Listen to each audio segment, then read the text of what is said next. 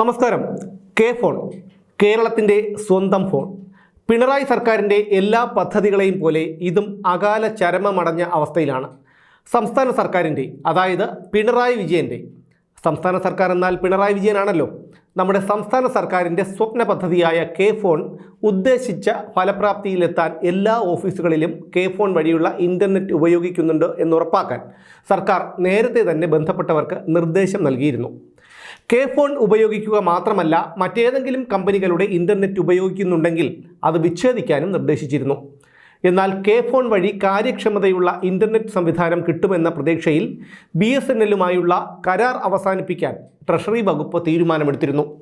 എന്നാൽ K phone വമ്പൻ പരാജയമായതോടെ വീണ്ടും BSNLനെ ആശ്രയിക്കേണ്ടി വന്നിരിക്കുകയാണ് ട്രഷറി വകുപ്പിന്. കെ ഫോണിൻ്റെ ഉദ്ഘാടനം കഴിഞ്ഞിട്ട് ഇപ്പോൾ 6 മാസമായി. എന്നിട്ടും പ്രവർത്തനത്തിൽ കാര്യമായ പുരോഗതിയില്ലെന്നു മാത്രമല്ല, പ്രവർത്തനം മോശമാണെന്നു തന്നെ പറയേണ്ടി വരും.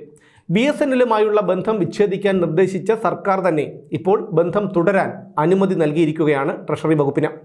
എന്തായാലും സർക്കാർ നിർദ്ദേശം വന്നതിന് തൊട്ടു പിന്നാലെ സംസ്ഥാനത്തെ 51 ട്രഷറി ഓഫീസുകളിലും കെ ഫോൺ ഇൻ്റർനെറ്റ് സ്ഥാപിച്ചു മുമ്പ്. പക്ഷേ കെ ഫോൺ കൊണ്ട് മാത്രം മുന്നോട്ട് പോകാൻ കഴിയാത്ത അവസ്ഥയിലായിരുന്നു ട്രഷറികൾ ഉൾപ്പെടെയുള്ള സംസ്ഥാനത്തെ സർക്കാർ ഓഫീസുകൾ. ഇതിനിടയിൽ 2018 മുതൽ BSNLുമായി ഉണ്ടായിരുന്ന കരാറിൻ്റെ കാലാവധി അവസാനിക്കുകയും ചെയ്തു. കെ ഫോണിനെ മാത്രം വിശ്വസിച്ചിരുന്നാൽ ഓഫീസിൻ്റെ പ്രവർത്തനങ്ങൾ താറുമാറാകുമെന്ന് മനസ്സിലാക്കിയതോടെയാണ് ട്രഷറി ഉദ്യോഗസ്ഥർ BSNLുമായിട്ടുള്ള കരാർ പുതുക്കാൻ സർക്കാരിനെ സമീപിച്ചത്. ഇതോടെയാണ് BSNL നൽകുന്ന തരത്തിലുള്ള സേവനങ്ങൾ കെ ഫോണിൽ നിന്ന് കിട്ടുന്നതുവരെ കരാർ തുടരാൻ സർക്കാർ അനുവദിച്ചത്.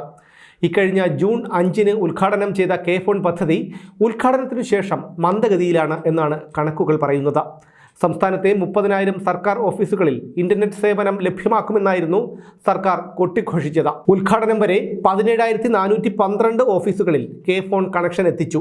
എന്നാൽ ഉദ്ഘാടനം കഴിഞ്ഞ് മാസം 6 കഴിഞ്ഞിട്ടും ഇതുവരെ 18,063 കണക്ഷനുകൾ മാത്രമേ ആയിട്ടുള്ളൂ കെ ഫോണിന്. ഓരോ മണ്ഡലത്തിലും 100 പേർക്ക് സൗജന്യ കണക്ഷൻ നൽകുമെന്നും അറിയിച്ചിരുന്നു. അങ്ങനെ 140 മണ്ഡലങ്ങളിലായി 14,000 കണക്ഷൻ. എന്നാൽ ഇതുവരെ സൗജന്യമായി കൊടുത്തത് 2,200 പേർക്ക് മാത്രമാണ്. എൻ്റെ കെ ഫോൺ എന്ന മൊബൈൽ ആപ്പിലൂടെ ആവശ്യക്കാർക്ക് പേര് രജിസ്റ്റർ ചെയ്യാൻ കഴിയുമെന്നാണ് അധികൃതർ പറയുന്നത്. കഴിഞ്ഞ 6 മാസത്തിനുള്ളിൽ 1 ലക്ഷത്തിലേറെ അപേക്ഷകൾ ലഭിച്ചു. പക്ഷേ 6 മാസം മുൻപ് അപേക്ഷിച്ചവർക്ക് കണക്ഷൻ പോകട്ടെ, ഇതേക്കുറിച്ചുള്ള ഒരു അറിയിപ്പ് പോലും കിട്ടിയിട്ടില്ല. ഇതാണ് കെ ഫോണിൻ്റെ അവസ്ഥ. സാധാരണ ഷഡ്ഡി ഇട്ടിട്ട് അതിനു മുകളിലാണ് പാൻറ് ഇടുന്നത്. ഇവിടെ മറിച്ചാണ്, ആദ്യം പാൻറ് പിന്നെ ഷഡ്ഡി. ഇതുപോലെയാണ് നമ്മുടെ സർക്കാരിൻ്റെ കാര്യവും. ആദ്യം ഈ പാവങ്ങൾക്കൊക്കെ പെൻഷൻ കൊടുക്കട്ടെ, വിലക്കയറ്റം പിടിച്ചു നിർത്തട്ടെ, ലൈഫ് മിഷൻ പദ്ധതിയിൽ ഗഡു കിട്ടാത്തവർക്ക് അത് കിട്ടട്ടെ, മരുന്ന് കമ്പനികൾക്ക് കുടിശ്ശിക കൊടുക്കട്ടെ. ഇതിനെല്ലാം ശേഷം പോരെ കെ ഫോണും കെ റെയിലും കെ വിമാനത്താവളവും കെ നൈറ്റ് ലൈഫും ഒക്കെ? പറഞ്ഞിട്ട് കാര്യമില്ല. എല്ലാവരും തലച്ചോറ് കൊണ്ട് ചിന്തിക്കുമ്പോൾ അവർ ആസനം കൊണ്ട് ചിന്തിക്കുന്നു.